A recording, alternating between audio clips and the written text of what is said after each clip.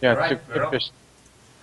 Good evening, ladies and gentle furs. Welcome to the South-Afrifur Pawdcast at 8 o'clock in the evening at CAT. welcome That's to the Central African time. Pawdcast at 8 o'clock in Tonight the we have evening. a very special guest, Kmanic from, where is it? England, I guess. Where in England? Currently the Midlands in England is Stoke-on-Trent. All right. Something on when? Stoke-on-Trent. Stoke-on-Trent. Okay. It's great. And obviously joining us today is Untitled from Cape Town, soon to be Johannesburg, and Scratch, also from the Western Cape, and obviously myself, Ivic from Centurion. And like I said, welcome Kmanic to the podcast. Thank you. Very, very prolific artist, and I will say this as often as I possibly can because I do believe that he is. In a conversation that I had with him earlier, I told him that his expressive faces are like the most amazing thing, on more than one occasion. So this is true. First question. It may be worth noting just that my other usernames tend to be Funky Alien or The Funky One on DeviantArt and Fur Affinity respectively. We're going to pop in his Fur Affinity account for you guys. It's sitting there now. And yeah, so welcome to the podcast. Thank you. It's nice to be here. One of the first questions that we're obviously going to ask you is that, how did you get into the furry fandom? I guess I've always sort of had an interest for, I guess, furry and anthropomorphic characters. Sort of going back, I think probably as early as, when I can recall drawing them, probably 93, 94. Mm-hmm.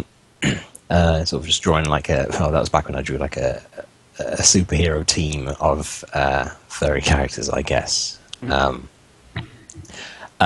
But no relation to the what are those guys from Furry Force? Yeah, that one. No relation to them, I hope. Thank goodness No. not, hopefully. 93, 94. oh yeah. Remember, You started drawing furry art while our country was still in apartheid. yeah, and while I was still in America, 93 to 1997. Well, That's easy. That's more than 2 decades worth of work. But that is also like the best time for Anthro series as well. I mean, remember, it was... what was it? a lot of cartoons out back then. I suppose that was largely the main influence for me. Yeah. I mean, like Teenage Mutant Ninja Turtles. We can name 100 things right now. Yeah, we mentioned them 2 weeks ago with Fox T from Brazil. Yeah. That was an amazing No, thing. we mentioned the ones that we haven't mentioned before. were Yes, mostly true. in Brazil, because we have mentioned like so many comics on the animated TV shows. All right. On this podcast. So your artistic influence is? Firstly, anything Disney or Warner Brothers, sort of all the cartoons and such, which I guess would probably be the main reason why I started drawing all the animal characters and things. Then there's actually my dad who used to sort of do a lot of drawing and comic book artwork himself and collected a lot of comics. There's Joe Madureira, who is a comic book artist, worked on Deadpool, Uncanny X-Men, most famous for Battle Chasers and Darksiders. And then I suppose there's just various other artists out there. Currently guys like Andrew Dickman or Canol on FA. Just basically anybody that I look on there, sort of at this point everybody's really an influence, but at some point probably in the 2000s, I sort of started getting into anime and manga. Because apparently my style had always had that sort of kind of look to it. So I started looking into it some more, and taking on elements of that into my style. And yeah, so I guess what I end up now with is a style that's like a mix of both Western and Japanese sort of stylings, but with I guess more of a Western tint to it, twist to it. So taking it in my own way. Twink. I did nearly say that. I do apologise. Yeah. Don't worry, this is a podcast that we say things like that. No. This is absolutely true. There's no sort of. Which it tends to pop out more often than we'd like it to. It just ends up being more editing work for Untu if it has to go up. Yeah. I'll try and refrain from swearing. No. Please go right ahead. We have a swear jar for that. Yeah. Yeah, that generally. No, we don't anymore because I filled up before I even finished the first one. Yeah, it was. No, so I mean, swearing is absolutely fine in this. Just the more choice words, not necessarily. Yeah. You can say shit. You can say. Where in the UK do you come from? By the way, you said England, like in the middle of the city, England. Is England a city now? For me, it is. God damn it. I'm originally from the south of England, but I'm currently living in the north, an area called the Midlands, they call it, but it's the north of England. But I myself am from the south. Right, and your family originally comes from? Jamaica, actually. Probably emigrated when they were sort of, before teens, my parents at least. And they've been living here since then, so, for all intents and purposes, they are English. They are British. Just, in terms of origin, they are Jamaican. Which is the same for all of my family. Of at least that generation and for beyond that. Mm-hmm. That's very interesting, though. Do you still have dual citizenship, or...? I don't. I was born in London. Okay. So I am just English, straight up. I don't know whether or not they do. I don't think they do. So I think they're just English citizenship. A lot of countries have this policy that you need to give up your citizenship, but England, Britain is not one of them. I think Russia is one of them. But yeah, that you have to give up any other citizenship. But so they probably have it. But yeah. Yeah, but I mean, that entire thing about Russia doing that still probably comes back from the 1970s, 1980s. Because if you wanted to emigrate, you had to give up your Russian citizenship if you wanted to go to America. Yep. So I mean, I'm not necessarily sure whether they've still got that or not. No, they still have that. I know that recently one of the higher up chess players recently defected from Italy to American, but that's only because he had a dual citizenship. So now he's going to be playing under the American flag. American Chess Federation rather than the Italian one. Defect sounds like such a strong word for something like. But essentially, when it comes to sport, it is defection. I mean, if you look at people like Kevin Peterson, he defected from South Africa. Kevin Anderson looks like he'll be playing for America. If he keeps on not playing for South Africa in respect to the Davis Cup. And I think that he might actually take on American citizenship at some point, which is always an interesting thing. You think so? Yeah. No, it is interesting. I agree. I actually want to ask something. I know it's a little bit excluding now the artwork and the Furry Fandom and whatnot, but this is actually really interesting for me. A citizen in London that is actually born there and have citizenship there. Do you guys have like a Schengen visa to just visit the rest of Europe? No. Well, we'd need the passport to, visit any other country. Yeah. That is understandable, but you have a visa. You can just go.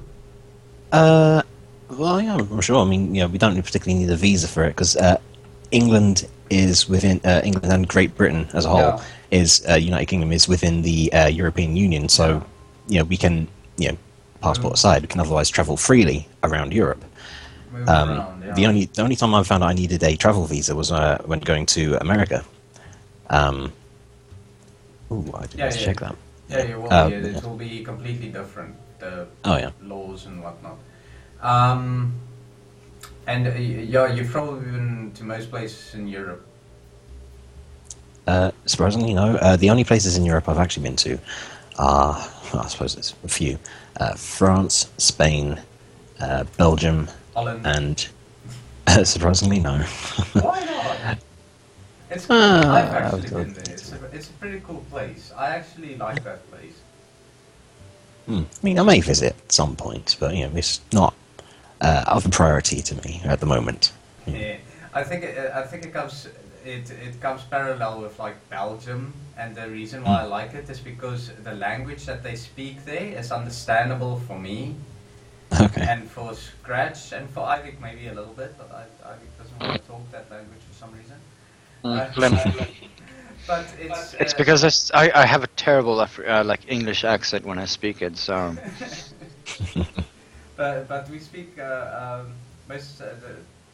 we are Afrikaans. Well, myself and Scratch and Ivic is English, but I understand. I'm Afrikaans. My parents are Afrikaans. My grandparents are Afrikaans. My surname is Afrikaans, for goodness sake. Yeah, actually it is, but For all intents and purposes, I am Afrikaans. But it is derived off of a mixture between Belgium, Flemish, and Dutch. So we actually can understand their language a little bit. It's a Dutch kitchen language. They laugh at us. Well, English has a very, very unique, and we talked about this last week. But that was with the Irish guy. And what I like about the Irish guy, his name's Kanish.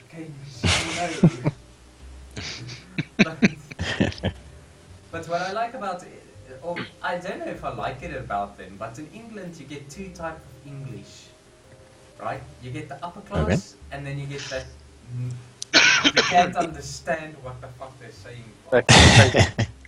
That's really North England, isn't it? Though that's really that brogue that they have. It depends. I mean, from my perspective, there are quite a few different ones. I mean, I've been told the way I speak, it's a lot more posh and refined than people are expecting, I suppose. That's actually that's something that Asbjorn actually spoke about. He was in England or in London for a long time, and that was one of the things that they commented on because his grammar was good. Whereas, I mean, I think I was watching a YouTuber at one point play a whole bunch of stuff, and he uses were when he should be using was, and learn when he should be. Yeah, that's very much a sort of a Northern England thing. But it depends on certain areas.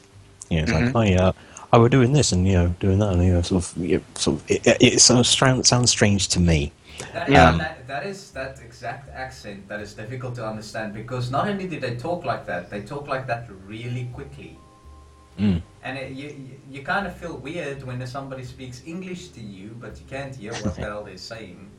Yeah, it's the accent. It's sort of because it sounds so different. That I would say grass, for example, but most up here would say grass. It's much sharper and quicker sound. Using a hard A as opposed to a long A. Quick question, because our English is actually from we fall under the Commonwealth, so the English Commonwealth. So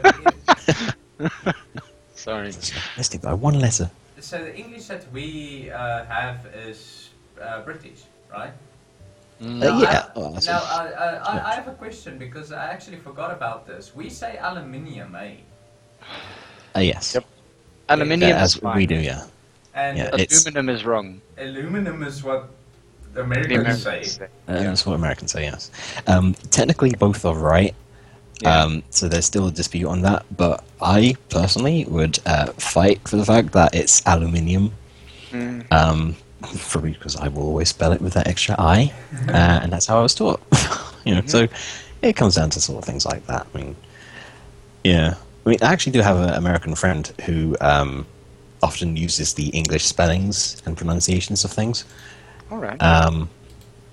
So I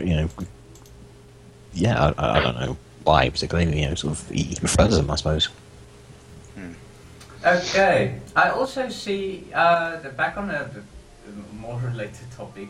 I also see you run a live stream. Occasionally, yes. Occasionally, and you stream drawing. Yeah. Oh, that's cool. Then we need to check you out. I'm going to link it directly to the stream, if that's fine. Yeah, it should be my Picasso account. Yeah, pick out. Yeah. Originallivestream.com. Wait. Oh no, I'm not using Livestream anymore. I'm using Picasso. That's what I've been using the last couple of times I've been streaming. So it should be. Well, I keep hearing a lot of people. Kmanic art. I keep hearing a lot of people moving over to Picasso for some reason. Is it just like a better interface or? A bit of both. For a start, you don't have to use the software that comes. With Livestream, you have to use their software in order to broadcast. You can use the OBS software, that sort of open broadcaster software. Mm-hmm. Yeah, but the problem is trying to get it to connect properly. It's just a bit of a pain. Whereas just doing it to Picasso, it's like set it up for Picasso and stream, and that was it. And Livestream had at some point started adding all sorts of stipulations and rules and such things that was just making people sort of, it was kind of just turning away a lot of the artists in a way, sort of thinking, oh, this isn't working for us, and certain things you couldn't stream. It's becoming a bit too strict and suffocating in a way, I guess. And personally, I found it was having a lot of connection issues. It was frequently dropping out. And so I signed up for Picasso, and well, like many others, that's what I've been using since. Yeah, don't talk to me about frames dropping, because I'm gonna freaking die, eh? No, we have like weekly issues. We have our fair share of that. And with just like an audio stream, but now it's up and down, this country, internet. But anyways, when you live stream, this is actually interesting. I might ask you for that link a little bit later, because I clicked it off of the FA page. Okay. And it was still the online live stream thing. Right. All right. I need to change that. But what I actually want to ask you is, when you do it, that's actually what I hate, or I envy about artists, is that they can actually do that in live stream and show how they draw certain things, and it's on the spot, precise and everything. Well, when I tried to draw, it's like no. Right. Yeah, just like eraser marks more so than pencils. Yes, you have more erasers than anything else, or vector deletions, depending on what you use to draw. I tend to like to fiddle around with vectors and old applications and whatnot. But I actually want to ask you, with that, how long is a stream where you're going to actually create the entire piece? I never actually create an entire piece during one stream, or very rarely anyway. I try to go into, when I'm doing a stream, I either try to go into it with like an idea more or less solidly in mind, and I may have already done like a bit of a pre-sketch before I started the stream, or I'm doing sketch commissions or requests, in which case it can just be something fairly quick. Or I might just be doing a sketch session, and in that case I'm just sort of drawing whatever really comes to mind, or whatever is being suggested by anybody. Usually I'm drawing my own characters, but I'll say, hey, has anyone got any ideas for what I can do with this? And sort of a lot of back and forth, and sort of weird suggestions get made sometimes, and they turn into something funny. I mean, there was one stream we were talking about moustaches, and I don't know if you know my character, Reginald, the otter, who's like, sort of really big guy, the fish story picture. I've seen it. I actually want to browse through and look for it, if I can. Oh, yeah, sure. But we were talking about him during one stream, and I'm trying to remember now. We started talking about his moustache and how nice it is, and I just drew the moustache, and then somebody, just on its own, and then somebody commented that it looked like eyebrows, so I ended up doing that. But, sort of strange things like that happen, and then it was like, one drawing involved Reginald there and TK's characters, the twin beavers, Sin and Bun, were commenting on how nice his moustache was. And then at some point there was a conversation about watermelon, and I ended up painting a watermelon slice. I don't, this was all in the same stream. Just sort of random things like that, Like, sometimes it's like, there's a distinct direction, and I'm doing this thing, and whatever conversation is just sort of happening. And other times it's a bit freeform. It means you engage a lot with the people that is actually watching, right? Yeah, you should see Scratch's beard. If you draw that, I don't know what else you're gonna draw with that. Because Scratch is just all beard. Oh, yeah, I'm not client facing at the moment, so I might as well just grow it out and see where it goes. Hopefully towards the floor, but yeah. Oh. No, please, if you look not down to the floor, like instead of going out to the side, like it goes down. Scratch, when it does go like all the way down, I'm gonna start calling you ZZ Top. Yes, please. No, Money for nothing. That sounds awesome if you ask me. Money for Nothing is not done by ZZ Top. Who's that then? Sorry, I'm thinking about It's Sharp not Dress. Simply Red either. I'm thinking about Sharp Dress Man. Sharp Dressed Man. Money for Nothing is done by CCR. Queen's Clear. I swear it is. No. I contest that. I contest that strongly. Dire Straits. Dire Straits. That's the one. They're very close. Very, very wrong. Weird Al. The Sharp Dressed Man was. Sure. I like his music. Yeah, Weird Al actually did a cover of Money for Nothing. That guy actually has talent, eh? What? Weird Al? Yeah. Actual musical talent, believe it or not. Even though it's all parodies, he actually. He's also a brony. Of course he is. Of course he is. What do you mean? Of course he is. Dude, it's freaking. It's Weird Al. No, man, It's that's like saying Deadmau5 is a furry. No, but it's not weird for me to hear that Weird Al is a brony. That's like, oh, okay. Well, I mean, Weird Al did in fact do a. No, it is weird for me because I don't actually entirely believe that. Well, he did do a guest spot for one of the episodes in season 4. Of course he did. Yeah, He had a musical number that works. He was in the show. Nobody that is in the show is actually part of the Brony fandom. Oh, really? I would contest that one as well. That. I will contest that. What was his name? Q from Star Trek, I forget. He played Discord, Oh, yes, but yes, I'm pretty sure he is actually a fan of the show. He's a massive fan of the show. He did a musical number for them, like, off... I think he did it with another animator on YouTube, where he actually said, I think his song was done in the same way as... what's it? There was that thing about the elements... To an extent, it's sort of like a parody of that song. And then he talks about it's Let's Go Meet the Bronies. Yeah, wait, hold on. Let me find that quickly. All that I know is that the girl that plays... I've never actually watched the show. His name is John Delancey. The girl that That's plays the blue pony, Fire Dash, or what? Rainbow Dash. Rainbow Dash? You can tell you're not a Bernie. I can name most of them. I haven't watched it in years, but I can name at least the main cast. But the girl that does that voiceover, she is pretty sexy, eh? Wow. Wow, massive segue. Call it like a CMA. Okay. Although, I want to check that, right? God damn it. Actor. So, apart from the Ashley Bull. yes, Hello? yeah, we're here. Hello. Yeah, the picture that have for her. Are you gonna post it, Ivic? Oh. Ivic, what are you doing? I'm looking. Okay. So I'm just gonna ask some questions while you're doing that. Okay. Okay.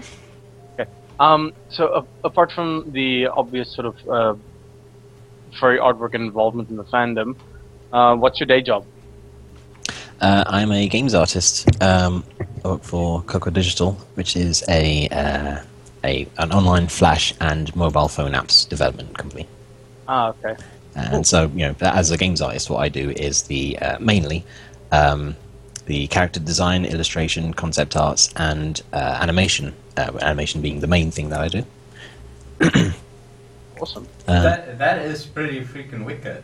I'm a little bit jealous because currently I'm also like sort of in the games development thing, but more towards the programmer side. But I really actually want to get in on sort of UI design and a little bit of concept art and stuff like that as well. Yeah. Is there anything you'd sort of recommend me doing? Build up a portfolio, I suppose, would be the first thing. I suppose that would be the first thing, yeah. To get hired, you need to have the artwork there. Here's the thing with graphic design and art and whatnot. How do you build up a portfolio for somebody that is going to actually obtain that content when the people that want to obtain that content wants a portfolio? What? Portfolio? Run that by me again? Say one more time. It's like getting into your first job if you're going for a higher position, right? They want that much work experience, but you don't have that work experience because you need that amount of work experience. You understand? The same accounts for the portfolio thing. Kind of. I suppose in terms of illustration or art portfolios or stuff like that, it's more, they're not looking so much for the experience you have. They can train you, but they need to make sure that you are capable of drawing or creating or whatnot. Okay. Yeah. So you have your portfolio piece full of maybe things that you've done for clients. All right. If you can have that, but otherwise just stuff that you've done for yourself for fun, just as a means to show off your ability. Yeah, that basically works exactly like my previous company. There's a question here from Zanduin. What's the most recent mobile game that you worked on? It's been a while now, so anything that I've personally worked on was probably released a little while ago, so I can't quite remember. And the ones I'm currently working on aren't out yet, so I can't talk about those. So just give me a moment to think. Oh, sorry, pardon me. There's our main app that's out at the moment called Reveal. It's a scratch and guess game, basically. If you search for Reveal, or maybe Reveal 2, because it's the second iteration of the game, if you search for that on the App Store, on iPad and iPhone, then it should come up with basically the icon, I think, will be a blue icon with an orange cat on it. That's a little mascot character for the game. Okay, I see. Tiger. Okay, that's actually pretty awesome. Yeah, so that's the main one we've done. So I've done a bunch of little animations in there. I designed all the menu transitions, the animation on the cats, obviously, and everything else like that. Basically anything that's animated is what I worked on, at least given the design for the movement. And of course, when it comes to the cat, that was just all me. One thing that I can't do is animation. No, I can't do animation. I do vectors. I can't animate anything organic. Well, it does come with like a lot of practice. I mean, I did go to university to study it, but most of what I do now is pretty much self-taught, or pretty just because I've been working at Coco for like the last 6 years now. So where I'm at now is definitely a lot better than where I was then. But they actually found me at university. We were doing our graduation show, degree show. So we had all, a projector with all of our animations running through and stuff like that, and we had all our portfolios with all the artwork out.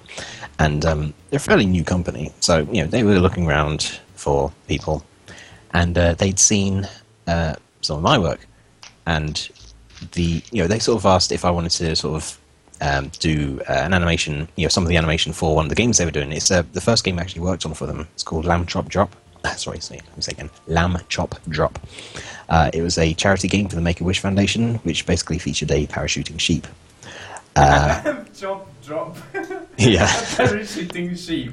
Yep. I didn't see that. Who is now the mascot character essentially for Coco. But he was sort of, you had to collect these stars as you were falling, and however many you collected, sort of With then like a parachute became- attached to him, and then you collect the stars. well, the parachute opens when he's about to hit the ground, but Oh, so sort of you otherwise free fall, you skydive. skydive. Okay. Yeah, sorry, yeah, skydiving sheep. Sorry. So yeah, that was the first one I did, and after that, because I was still at university at the time, so this was just like they give me this sort of thing to do, I guess partly as a portfolio piece, and obviously for them as well.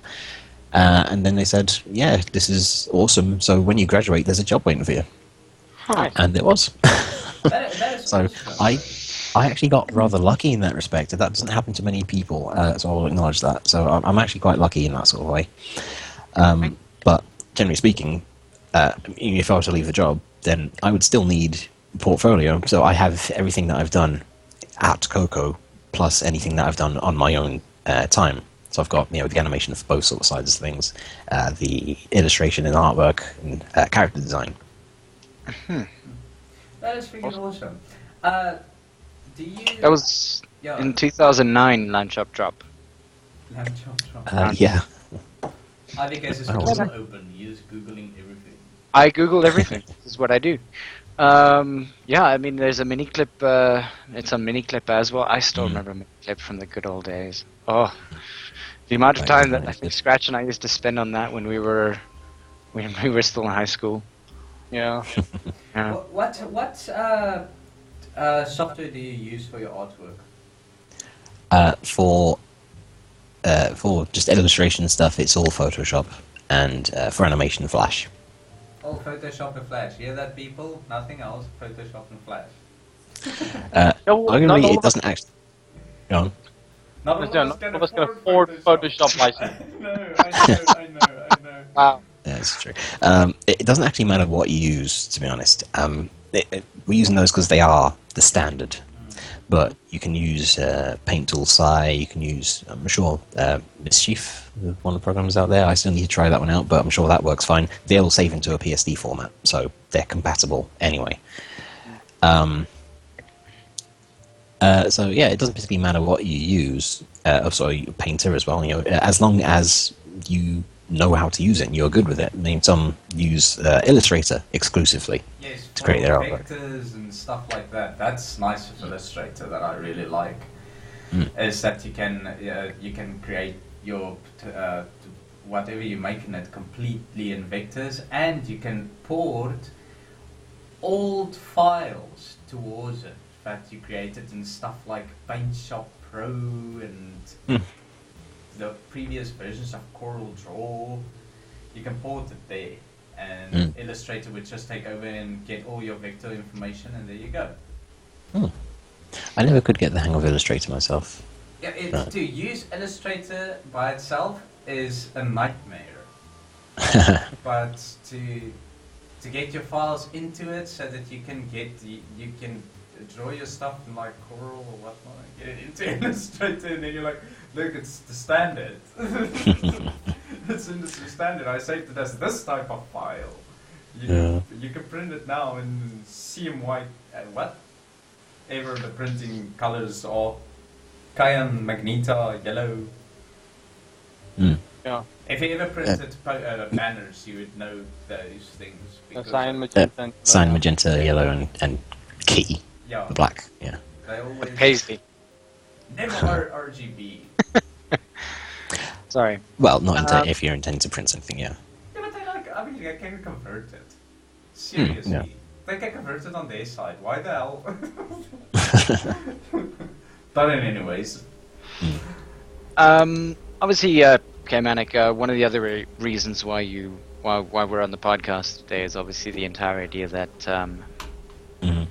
no, well, it's so difficult to actually say, really.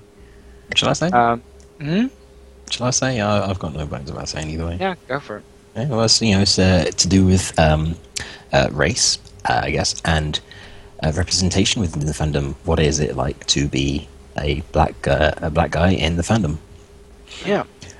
And I seem to have asked my own question, so There we go. Yeah, but this is a very weird subject when you come into our country. Yeah. And you notice that all the furries are white. And like I mentioned before in a little conversation, we had one Indian in the thing, and the thing is that he actually, as far as I remember, he did experience some. It was probably, what's the word? I think Prejudice? the word. Yeah, prejudice. But the thing is that it was more. He was ignored rather than anything else. What Mostly is the because of his. fandom- Yeah, well, they actively sort of ignored him and on various occasions at times, specifically because of his color, I think, and That's and that- terrible. it is very terrible, and that's one of the reasons why we sort of like invited you on, is because we want to be able to debunk this like straight up and immediately. Yeah, but that's the issue that is actually happening in this country. It's mainly because of the fact that there's still this racial conflicts of people. Not only that, but there's still a very large gap, right, between the amount of black people that lives in poverty and the amount of white people that lives in poverty, and the other way around. Yeah. Because of the apartheid years, right? Yeah, Yeah. I'm not going to be like our government and blame apartheid on anything 20 years later, but you have to understand that this is still, it is still affecting the way that business actually flows. Or not that it flows, but people that work in a company now that are 50 years old, they started working in that company when black people were under oppression. You understand? So they had the benefit.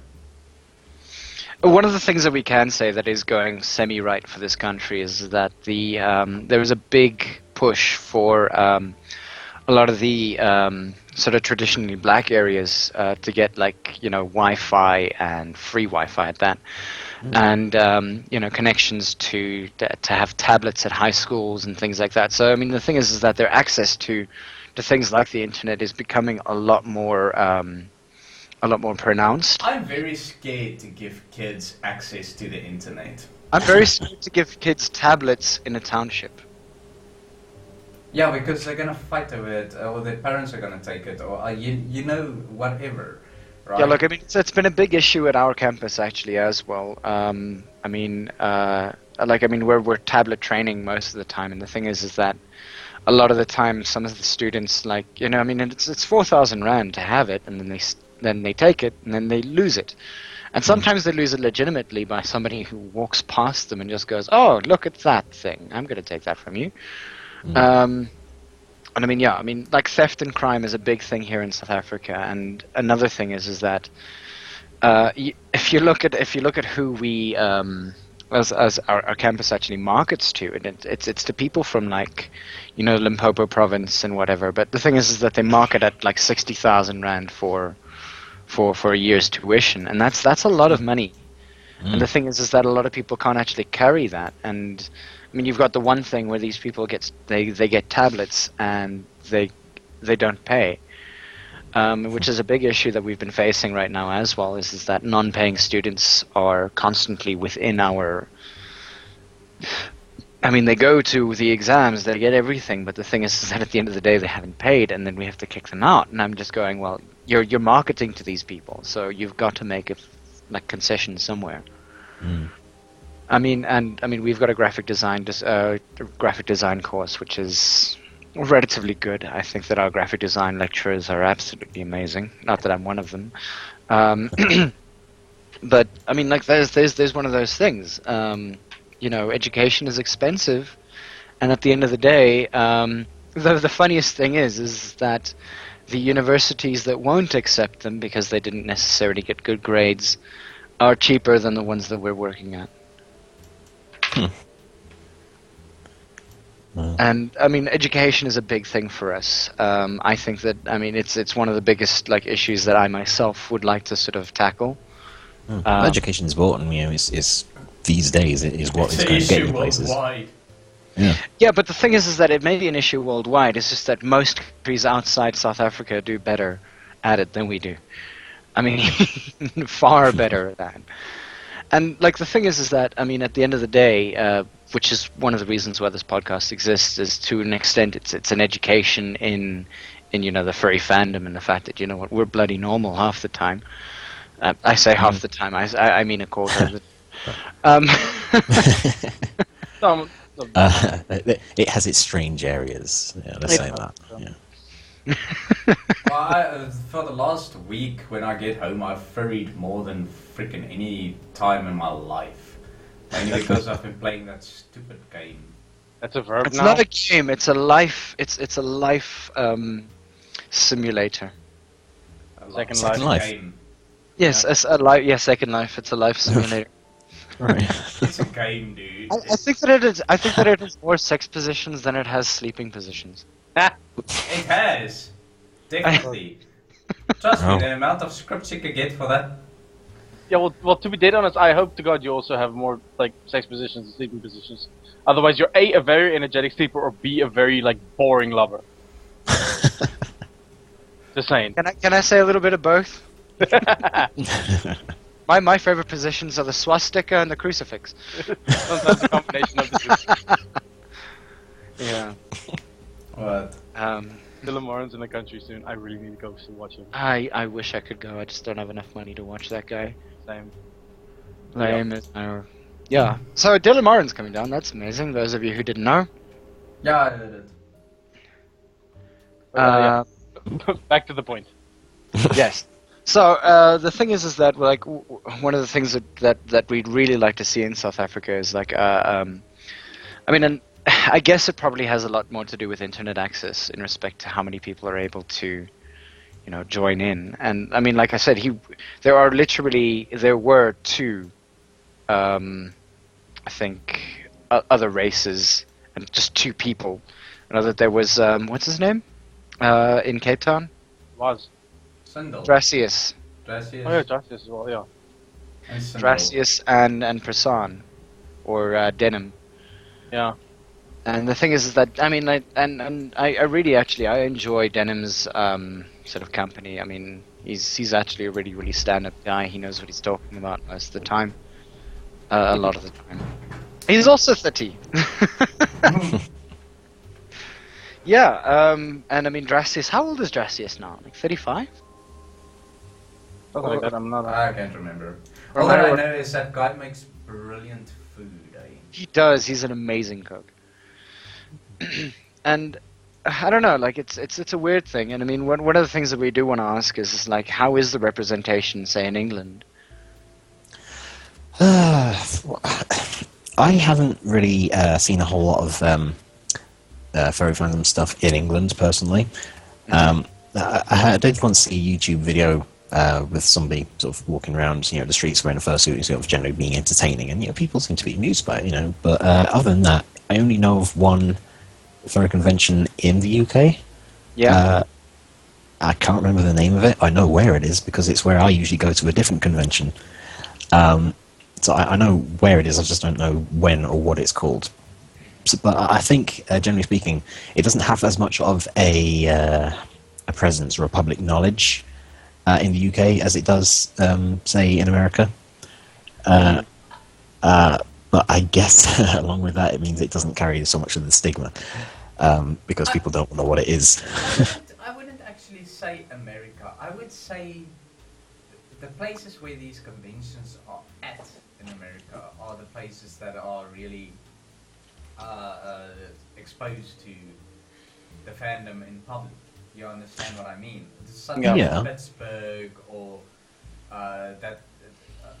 the surrounding area in Chicago or whatnot. You cannot say America because you're gonna get a place there that's gonna get nobody at all, and they wouldn't know what you're talking about. And this is normally the case. The people don't know, and the same counts for South Africa. It really is. What the funny thing is I actually ran like a test of my own on one of our local forum sites that is a non-furry related forum site. And very internet savvy though, like very tech savvy. But it's very tech savvy, right? And I did this, so you have to understand this, they are a little bit more exposed than the rest of the world, and this is actually where fandom lies. True. On the internet, right? So when I did that test, everybody knew except one person, and that person was new to the site. Yeah. Which Sure. just gives a little bit of an example. It's not about how they deal in the public. It's more about how people are using the internet actually as a resource for information. I suppose when I say public, I mean both in the real world, meat space, and online in a way. When I talk about the general perception, I often see sort of going around other websites and such things like that.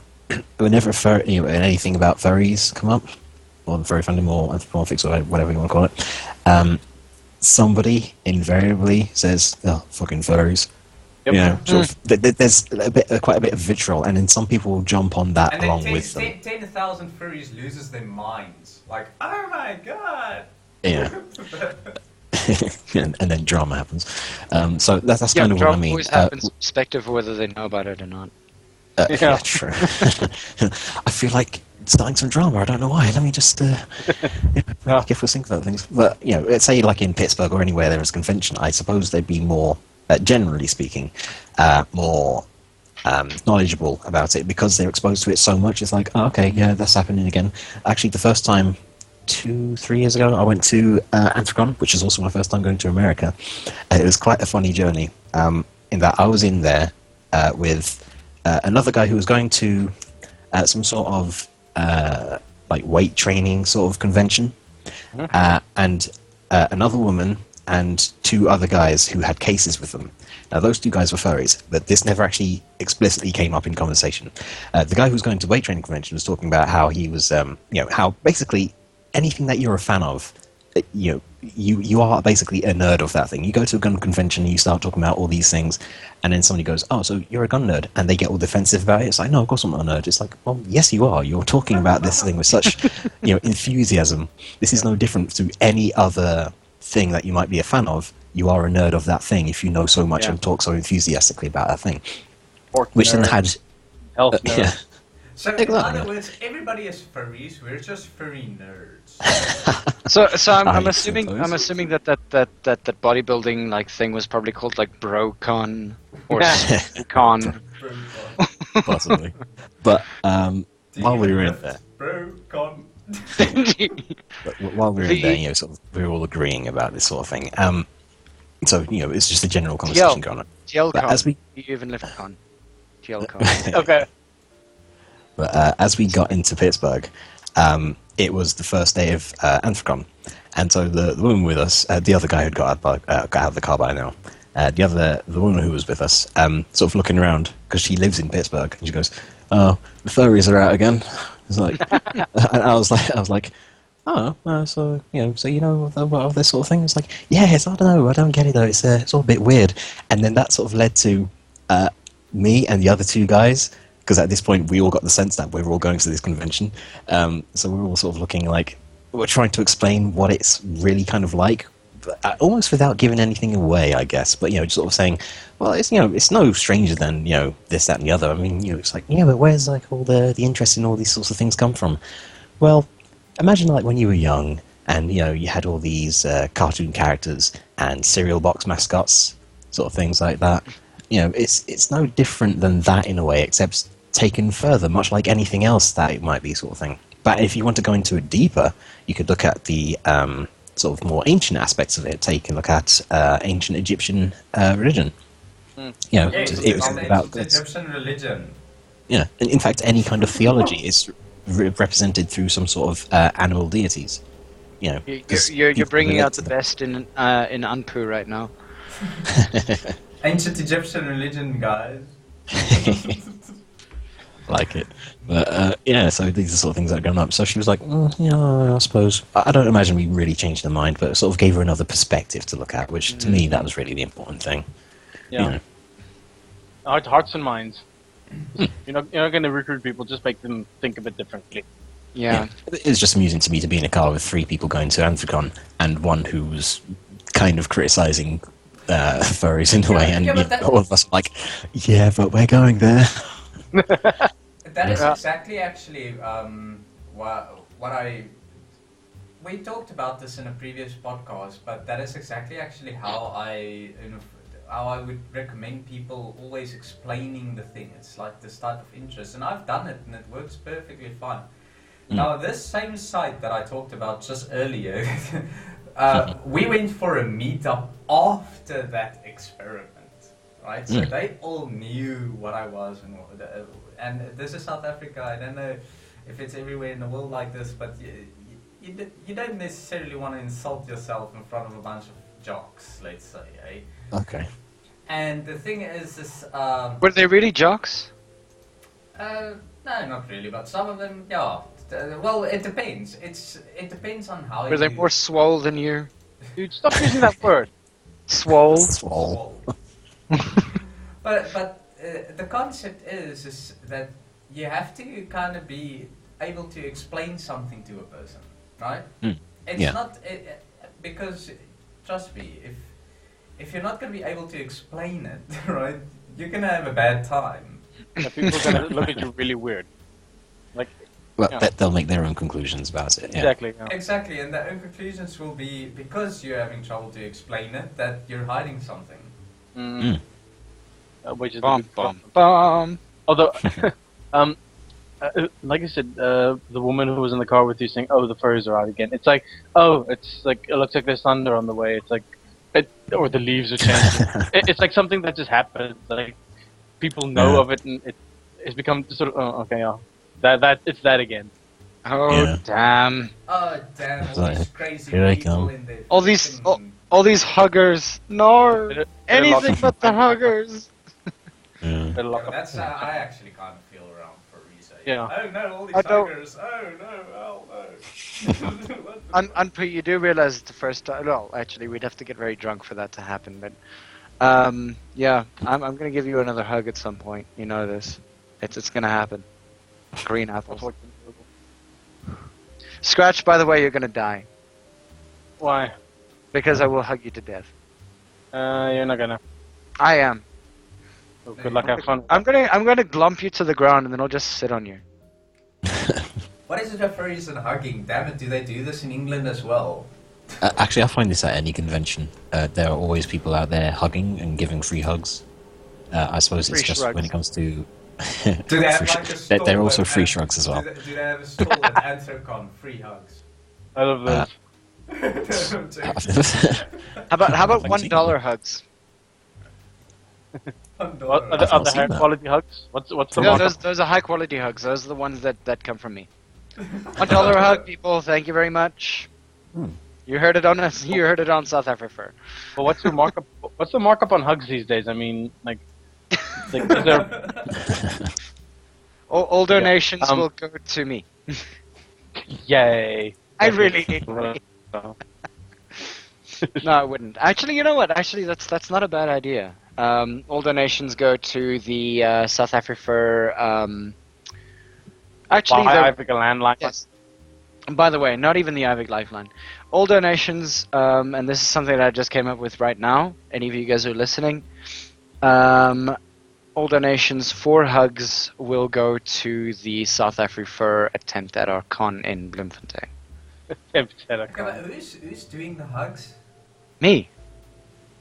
Alright, but nobody is gonna want that. Shut up. Nobody's supposed to know that. No, but I'm actually serious. Like, the thing is that, like, you specify the type of hug you want. You want, like, the Ivic special, which will be $1.50.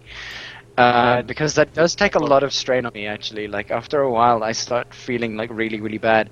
For $2, I can try to, You what's the really word? thought this out, didn't you? Actually, you do realize that I'm thinking about this right now, straight off the bat. For $2, you can try to get bench pressed. For $3, I can squat. Yeah. I'm absolutely serious. I'm absolutely serious. No, Yeah, I'm it's serious. not gonna happen. I'm, Okay, yeah, I know. I get the shares. I'm just saying it's not gonna happen. Not a viable business model. it may not be a business model, but the thing is that at least it's like for a good cause. I mean, remember, our con needs to happen. This is something that is really, really close to all our hearts right The now. amount of people at the con that is prepared for is gonna give you what? $50. $50 is 500 rand, dude.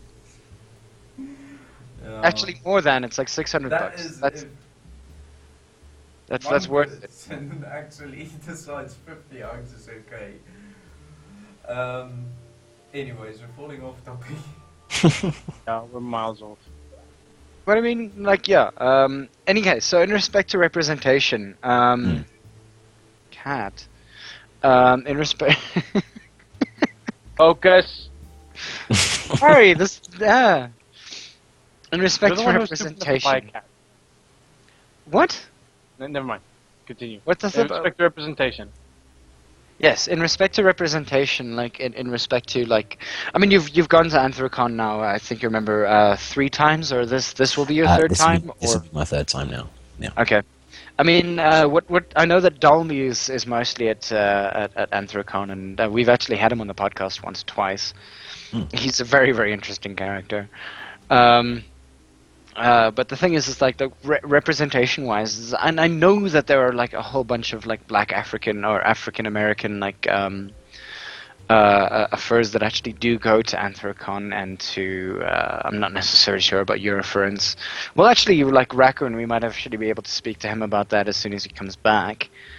But like again, like what is the representation? And I know that it's pretty low, isn't it? Well, actually, I was quite surprised. Like, first time I went, just the general diversity of all kinds of people. You know, like in terms of race, sexual preference, sort of just an outward appearance. There were a lot of rainbow-colored things as well. Yeah, it's all quite cool, actually, you know, sort of seeing all these different things. I was in an elevator with, on that, like the first or second day, with, if it's okay to say, a rather sort of camp-sounding black guy. Who, camp. Who was just talking about stuff, and sort of just overhearing the conversation was quite funny. Which, you know, the last thing I recall him saying was, "You can get a spoon and eat my ass, or kiss my entire ass." Wow! Why does That's that an like amazing line. I'm gonna use that one day. Yeah, I but am. it is kind of funny, but you know, sort of like from just wandering around a convention, you know, sort of seeing all the different artists and everybody who was there. You know, I'd say it was. Yeah, I don't particularly pay a whole lot of attention to the racial diversity, I suppose, but the ones that I do remember would probably be the ones I already knew of. You know, like Ebony Leopard, Kalinar, Shonuff. You know, they all had stands there, so you know, obviously I'm seeing their stuff. But then there's also Spunky, who is Asian, and Of course, Spunky. Scratch will be. Yep, I know. He's yeah, our she's expert. cool. Yeah, She's Spunky's awesome. Yeah, and you know, sort of just like everyone else, you know, just sort of all different types. I mean, yeah, most are white, but that's because, you know, Most people America in is mostly are white. Yeah, No, so that's no, just they're not, statistically it's going to actually. be. Most No, most no, people actually, are supposed to All right, most people within the city, say within Pittsburgh, for example, are going to be white. So most, I guess, you could say most of the fandom would be white in a sort of way. area, in that yes, sort of way. and overall. Yeah. Maybe I should go to PU. We still have we still have a major split in 2 places in the world. The one is France, right? For some reason, I don't know, French people just don't like English very much, right? I think that's a kind of stereotypically a mutual thing. I'm not sure why that is, but yeah. I think the French probably hate the English more than the English hate the French. But then we have the eastern side of the entire world, which is also a very big issue. Is places like Asia, right? They have a very large furry community there. Asia? But, yes, but the interaction between the two, between the west and the east, is like really severed. Okay. Mainly because of cultural diversity and language. Yeah. Quick question, actually. Have you ever met Scappo? I have, yes. Sorry, he was also one of the guys I first met there. He's also a pretty cool artist. Scappa's art is amazing as well. It was funny because he'd been in England for a while at that time, and we were saying we should meet up. But when we finally did, it was in America. Has he gone back to America now, or what exactly is his I don't know, case? actually. I don't know. I haven't spoken to him in a while. He's one of the other people that I also spoke to in respect to, getting onto the podcast, and he just hasn't replied yet. He's read it. I know that he's read it. It's a read thing in my outbox. I also have reader seats on. Son of a bitch. Yeah. But yeah. So I mean, like you said, it's very, very culturally diverse. Which is actually Max Black Rabbit as well. Hey? Max Black Rabbit. Yep. I never knew that. I always thought, but I never knew that. In retrospect, it's kind of a dead giveaway. Scappo did a lot of Anubian jackals at a stage. Yeah, that's another thing that we actually do want to talk about is the entire idea of the representation of other, of furries. I remember I mentioned this. Is it because and that's actually a question that I'm going to ask. I mean, you've got Max Black Rabbit, you've got yourself. Like this tendency to move towards different colors, I guess, in respect to your characters. Okay. Is that a way of like sort of just differentiating a little bit? I mean, I know that great, now I forgot. Dalmy is a black, white spotted a Dalmatian. Max Black Rabbit is a black rabbit. Yeah.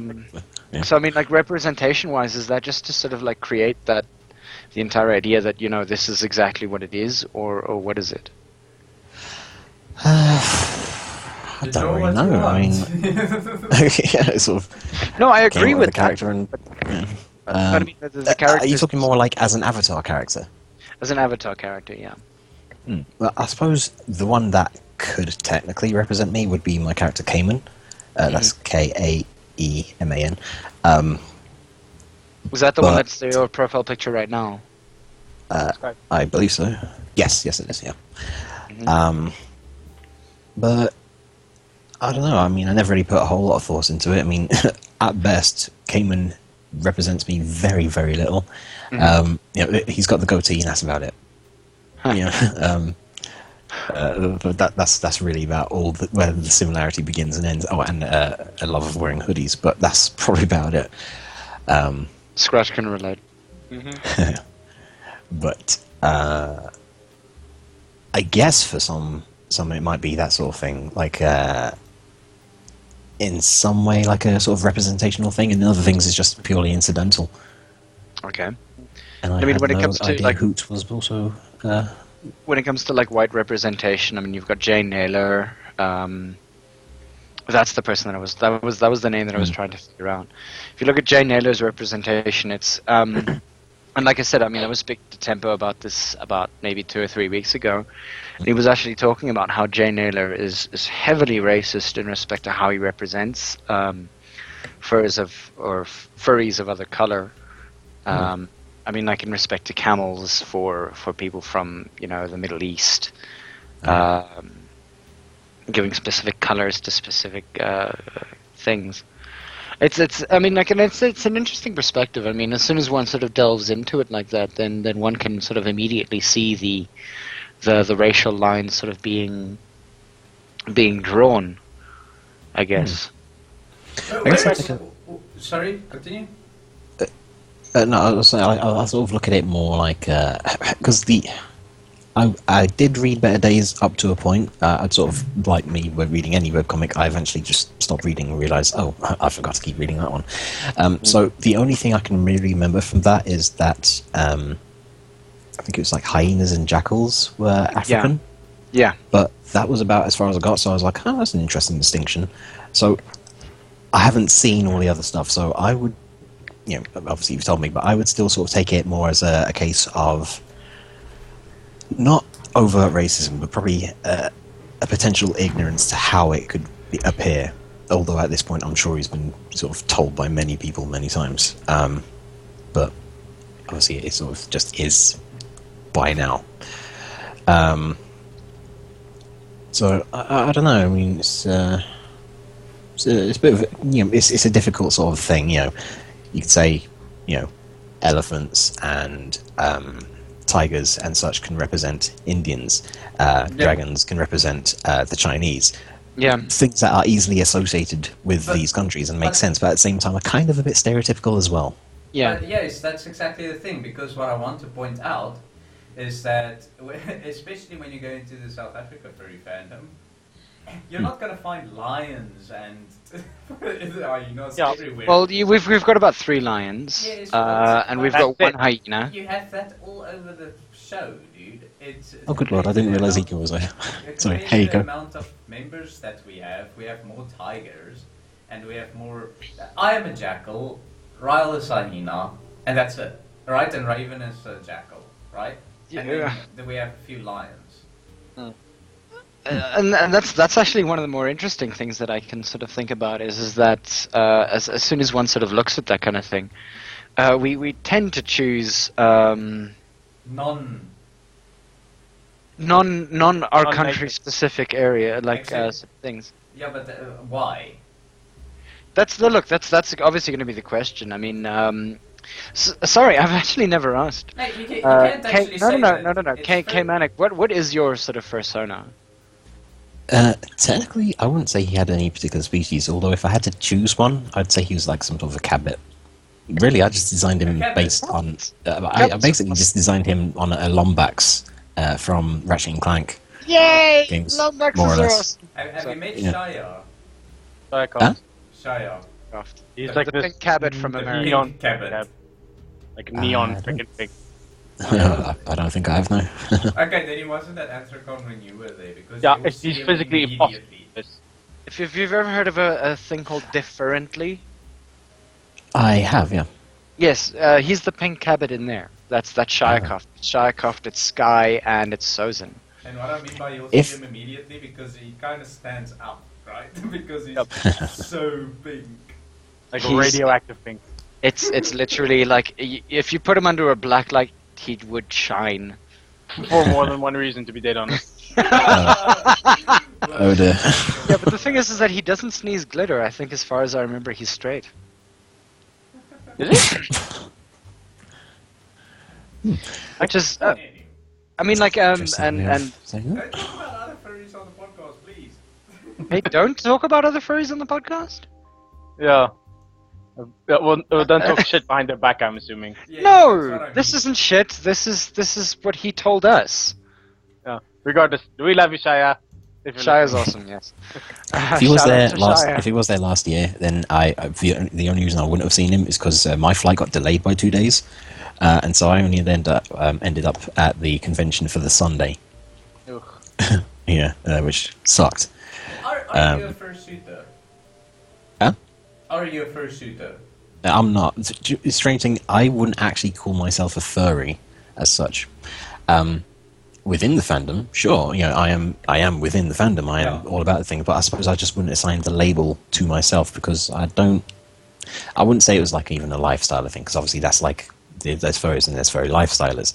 Yes. But I wouldn't say, if I were to call myself a thing, that I was a furry. I'm just a guy who likes furry characters and likes anthropomorphic stuff. But I guess it's the same sort of way as whether or not I'd call myself a Trekkie. I like Star Trek, but I wouldn't call myself that. I think a lot of us had to settle for that name instead of calling ourselves anthropomorphic character enthusiast. Yeah. In most cases, I'll use the term anthro or anthropomorphic rather than furry. It's just that today I seem not to care, and so I'm just saying furry because it's quicker. Yeah. Fair But enough. yeah. It doesn't really bother me if people want to call me furry. If within the fandom, it's like whatever for sure. I don't call myself that, but if they're gonna say that, then whatever. Doesn't matter. Yeah. But I want to come back on the topic about the characters that the people choose, right? It's not because the people don't. I think it's not because the people don't choose. Look, It's not because they don't choose. I'm not arguing that point. What I'm actually arguing is that. Can someone get a point across? You're interrupting each other.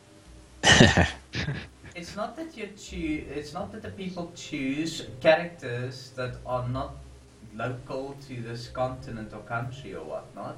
It's because most furries choose wolves. Yep. Hello? Ivic? Yeah, I know.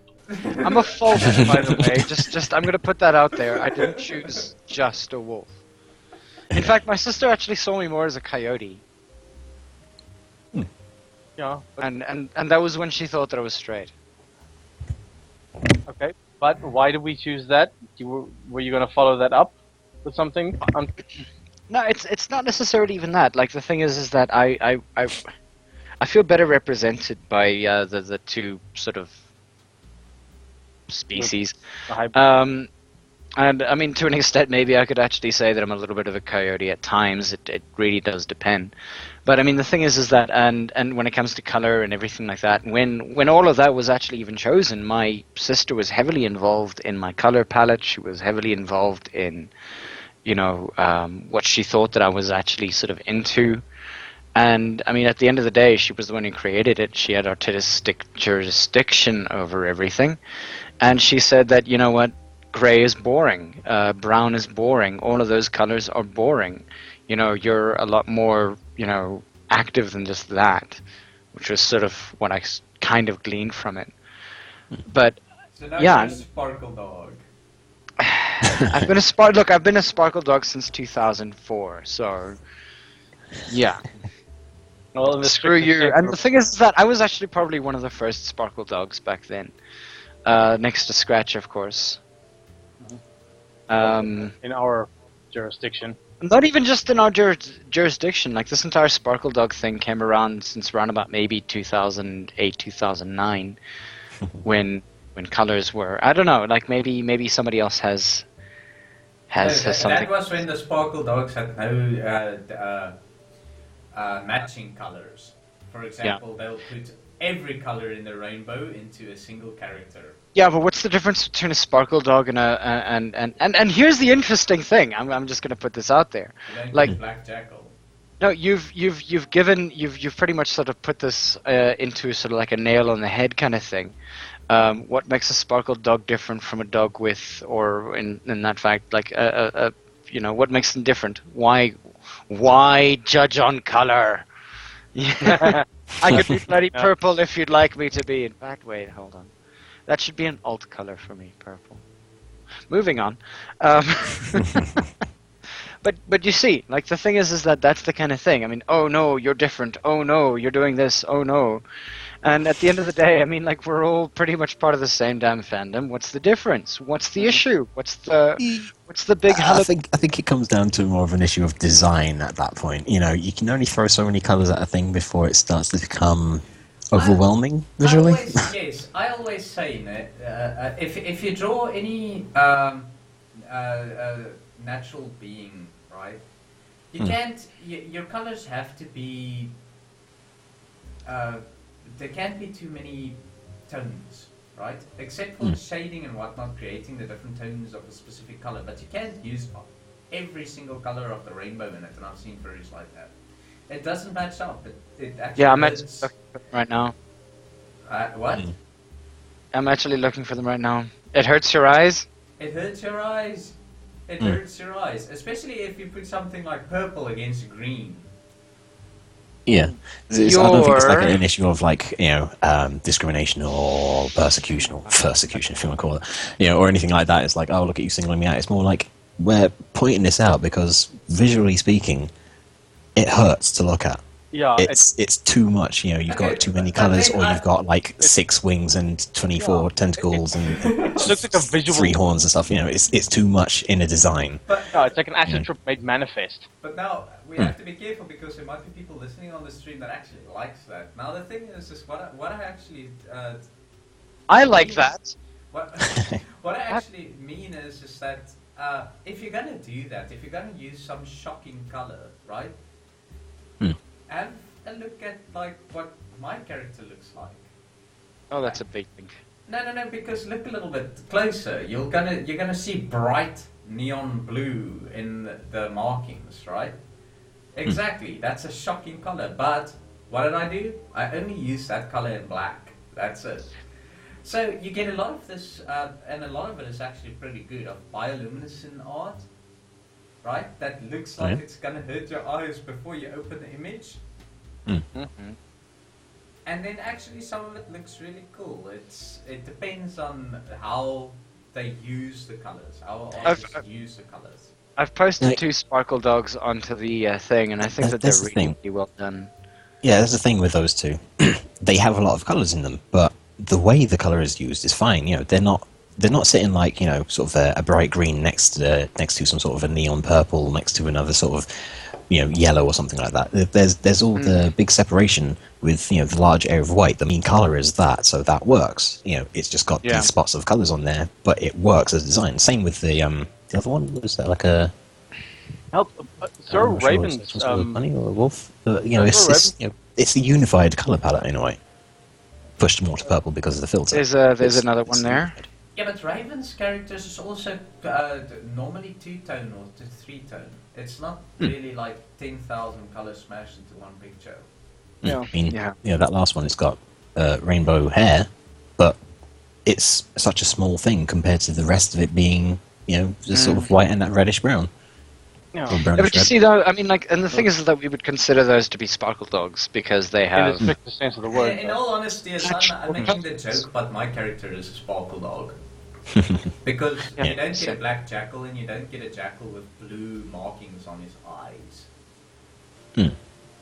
Oh, yeah. Again, this is in the strictest. I mean, Fulvey really likes like that. What? The really colourful dogs. As far as black jackals, I just immediately think, you know, that I could. I'm just making a comparison to Anubis, who, as far as I can sort of remember in any sort of case, is often represented by a black jackal. So that never really sets anything off for me. I mean, you know, the blue markings on the eyes is an interesting sort of accent to the whole design. Yeah. I mean, I have a pink bunny as a character. Yes, but that pink bunny is sexy as fuck. Well, like seriously, those of you who haven't seen her, she's amazing. Awesome. Franceviche, yeah. Going. If it sounds like it's a play on fan service, it's because it is. So yeah. Oh wow. Yeah, it's just understand. I think you learned this in grade 4 or 5 art class in primary school. Is what colors fits with what colors and what colors doesn't fit. Right there. That's what you need to remember. It's not difficult. No, know what's the complementary color of what. It's not. I mean, at the end of the day, if you look at Fran versus say Shia, and I'm going to find another picture of Shia just now. Like, I mean, Shia is. Oh wow, never mind. I search Shia, I get the booth. I wonder if it's mathematically due to. Sorry, this is now a little bit technical, but it's a little bit of physics, which is something I'm really interested in. For example, in music, you get notes that fits with other notes and notes that doesn't fit in the same scale, right? Now, it's sort of... If you end up getting resonance or dissonance, yeah. Yes, if you end up getting resonance or dissonance. Now, isn't it the same with light waves, and that's why colors don't fit with these or that? Absolutely, because, you know... Is it resonance and dissonance? Well, if they all work together, it's a resonance. All the colours work smoothly. Oh, I'd say so. Yeah, they work together with each other. Level, looking at the wavelengths and how they actually repeat on each other, your eyes actually pick that up. That's well, you know, if you got two very bright but opposite colours next to each other, it creates that sort of buzzing in the middle, doesn't it? It starts to hurt the eyes, but that's because what it is, it's because they're on opposite ends of the scale, it's essentially causing an interference. So I would say, visually speaking, if you could call it such a thing, it would be dissonance. Whereas when they run together a lot more smoothly, that's... Well, I suppose you could say it was also resonance, but, you know... compare it directly to music. That is actually very interesting. I would say, yeah, I mean, not as direct a comparison. Well, But music is easy because the wavelengths are shorter. You can mathematically show it to a person, right, and show them that. But when it comes to light, you're gonna have a you saying you repetition of can't? something that is gonna be a really long thing, and then you say, okay, there it repeats, so now it fits. You understand what I mean? Like the two different wavelengths. Yeah, although, if you were to take two notes and play them together, Yeah, but and then they're easy two because colours they're and just put at them together. They're just at like a few thousand hertz. Mhm. Well, light is at. Well, I mean, would you really want to put 1,000 like blue and yellow together? As a question, would you put blue and yellow together? They're complementary colors, but they're not. That Blue and depends orange. on the tone of the colours. If one was bright and one was dark, one was very saturated, one was not very saturated, then it would probably Yes. work together. But if they're both cranked up in saturation, it looks bad, and if they're both desaturated, then you can get away with it more, but it looks muddy. So, Yeah, but I mean, if you to sort look of at take two colours and have one being of a different brightness or saturation, luminosity than the other. But I mean, if you look at, Raccoon just posted a link here about like the sort of complementary colors. Then you look at, magenta and green and red and cyan and blue and yellow. All three of them are complementary colors, but they literally hurt my eyes.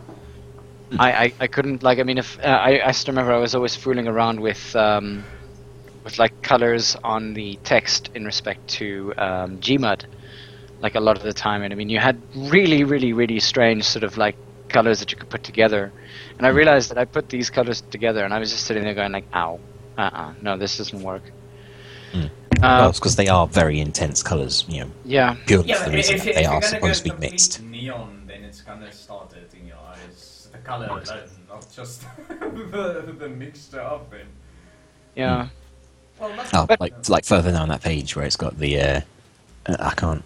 It's in German. I can't read it, but it's got the green, the red, and the blue squares. But only the blue one with the yellow text is okay to read, whereas the other two are quite difficult to focus on what it's actually saying because it's buzzing, it's interfering with the color because they're trying to cancel each other out. Worst thing that any artist can ever do. 255 blue, 0 red, 0 green. Yeah. Or 255 red, 0 blue, 0 green. Yeah, those like cranked up all the way to the one side. I'll be back in 2 seconds. Only art students will be able to understand this. Basically, pure red, pure blue, pure yellow, pure anything of a color is generally a bad idea. Yeah. Mix it with something else. Just bring the color. On a PC, when you have something like pure yellow, right? You can get away with it a little bit because it's not one of the colors that the pixels actually. It's actually a combination of the three RGB colors, right? Yeah. But Well, it's you get combining away into with a light, yeah. with the following thing is when you have that color, right, and you use a sort of color tool that's going to enhance or not enhance it but modify it, you're going to get a different. You can get into different oranges and whatnot with that same yellow that you did if you maybe colorized your picture or something like that. You'll be able to get that, but with pure blue or pure red or pure green, you won't be able to get any other thing if you colorize it. That's the problem, because there's no information of the other colors in it. This is a really, really random segue, by the way. I'm just putting that out there. We can talk about color theory. Yeah, you guys are talking about color theory. This is a thing about color. There we go. We're back on topic. So, yeah, about people. Yeah. No, yeah, it is. I mean, but what I was actually originally trying to say is that I mean, if you look at Fran, and like those two links that I put on there between Fran and Shiakoft. I mean, Fran is far more skin-colored pink than the shocking pink that Shia actually has there. And I mean, like, not that I dislike it. In fact, like, it's one of the things that I really, really would want to see at like a fursuit convention. And like, literally, it would be something like. The only reason why I would be drawn to it is because I would want to glomp the living crap out of it. But hey, well, I suppose part of it in that particular image is down to the lighting, but yeah, generally speaking, yeah, she's nowhere near as bright as Shirecroft. So, Shirecroft. And I mean, Shirecroft. I mean, like the thing is that even your there's that one by the pool. Like even that it's I understand about the entire thing about like lighting and things like that. I mean, even like your more recent one of her, Happy Holidays 2014 being one of them, and then Fran Hot Springs. Like the colors are very vivid, but they're really not as vivid as as a shot. The Although brightest part about her is her hair, really. Yeah. Or her blue eyes. But yeah. Yeah. But I mean, the blue does complement though. That's the thing. It does quite well. Like I mean, with the greens that I have, a very dark sort of purpley blue actually goes very, very well. I really didn't want that color for my eyes though. Well, So yeah, we're sort of reaching nearing the end point of the entire podcast. Any final thoughts in respect to where are you going to go for the next in the next couple of weeks? I know that you mentioned sort of arting and things like that. So let everybody know what you're sort of planning for the next couple of months. I think. Well, I will be at Anthrocon in July. So I suppose on the run-up to that, I'm going to try and get something done that I can actually post, because at the moment I've been working on some prints that I'm hoping to sell at Anthrocon, but I'm keeping them as a convention exclusive at least for a couple of months after the convention. So there'll be that. And I'll hopefully take on some sketch commissions while I'm there as well. After the convention, I may open up to one or two commissions. But I'm still working out the details on that, so we'll have to see. And your comic? When I can eventually get that story sorted out, then hopefully I'll make a start on that. I can't imagine that's going to happen this year. I'll be quite honest. But that would be nice. Yeah. I need to work out more things for the story and what the hell I'm doing. Any other animation projects coming up? I know that that's one of our things that we were talking about. Six is Wild, the Lead Me On animation that we had with Tempo, which I have watched almost religiously. Like I think I've watched about 10 times today and love it. That was fun to work on. For those I've of you got nothing in the works at the something? moment, but I might just do a few sort of short bits, test animations and such things. Mm-hmm. I remember seeing that there was one that you did in 2012 no, not even 7 years ago, if not mistaken. Wow, of one of your characters licking the screen. Oh yeah, Noman, the other side, I guess, of Kmanic. Yeah, so we just had the two of them there, and he's the more mischievous one, I suppose. The more. Mm-hmm. Prone to just saying and doing whatever the heck he wants. So yeah, so that one. Which, when I look at that one now, I go, wow, I could do that a lot better than it was quite a lot of years ago now. I quite like this one. It's kind of cute. It's weird. But again, and that's one of the things that I really sort of again would commend you on is that your expression is absolutely amazing. So any thoughts for any artists out there of how they should work on their art and how to and especially I remember I was actually speaking to you about expression. So how does an artist sort of look at that kind of thing? Well, as I said to you earlier, and I tend to say this a few times, that there is no character without character. When you're drawing any particular character, you want to actually try and capture something of what they're thinking and feeling. Have that sort of reflected in their expression or their body language or such things like that. Both, preferably. The body language tends to be quite important. So, strong poses. It's good to do some research on that sort of thing. Look it up. But other than that, just good expressions. To get an idea of this. You could just, without any dialogue, you can look at it and go, this character is probably thinking this. Because without that, all you have really is a posed statue, in a manner of speaking. You need to sort of get the sense that there is some kind of life there. So while drawing any particular expression, pull that expression yourself. Because what that'll do is sort of you'll get a feel in your own face for how it should look, and you sort of automatically actually start to fall into that mood as well. So I would sort of identify more with it, and identify more with what the character's thinking and feeling at that moment, so that you can sort of better draw it. I can imagine people look at you a little bit funny when you draw in public, though. Potentially. And Yeah. you pull expressions like that. Well, I was saying, if while I'm at AC and I'm drawing, and you happen to catch my attention, if I look up and I look angry, that's either because I'm concentrating or I happen to be drawing a character that's frowning at that moment. That does it. It's no representation whatsoever of my mood at the time. I just happen to still have that look on my face when I look up. So I'll need to try and make sure that doesn't happen.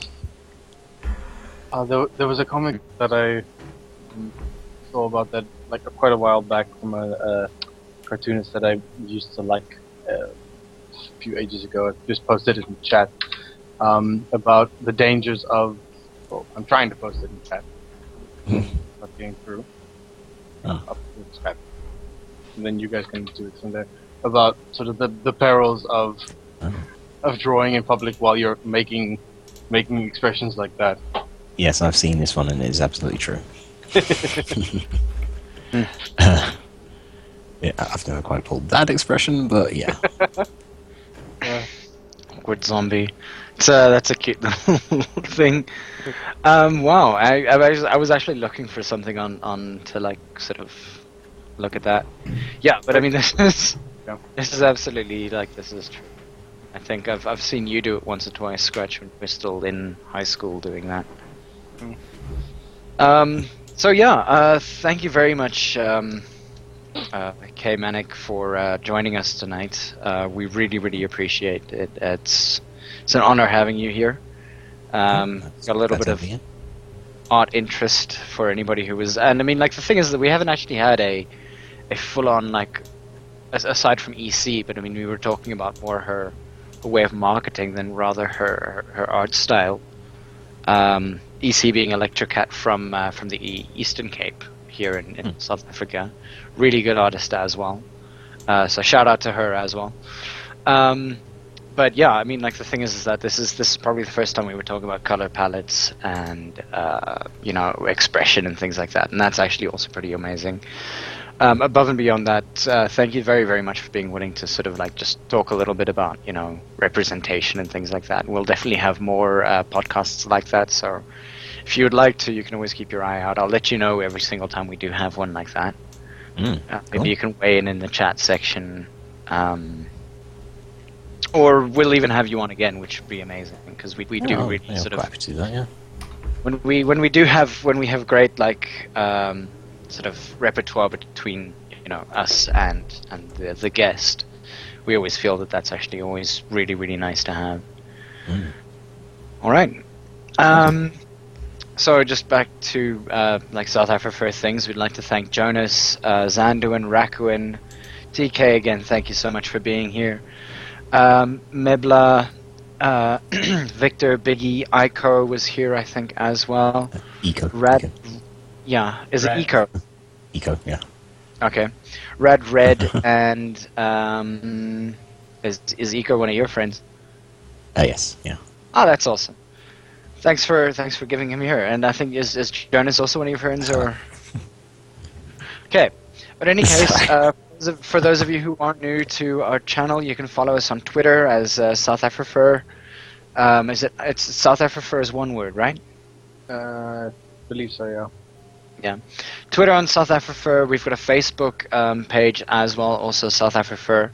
Otherwise, you can just have a look at us here. Around about an hour and a half from now, an hour and a half ago, we start our podcast on a Sunday evening.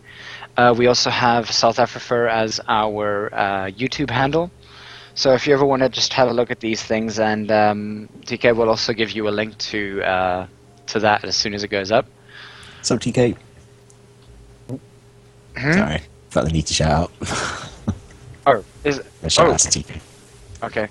As well as, yeah, To you, Kmanic. Sorry, I'm completely mistaken. So I'm interrupting. I do apologize. No.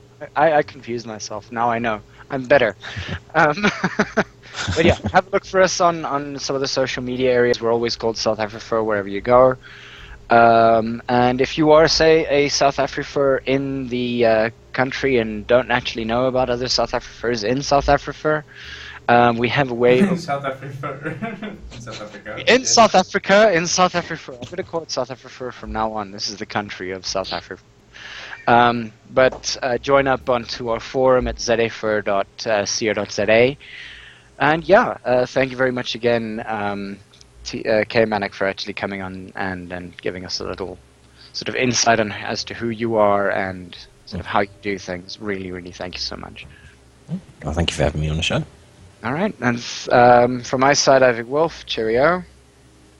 From scratch. Cheers, guys. Cheers, unboo. Cheers. And, take care, everyone. Kmanic. Cheers, guys. Bye-bye. Bye-bye. Bye.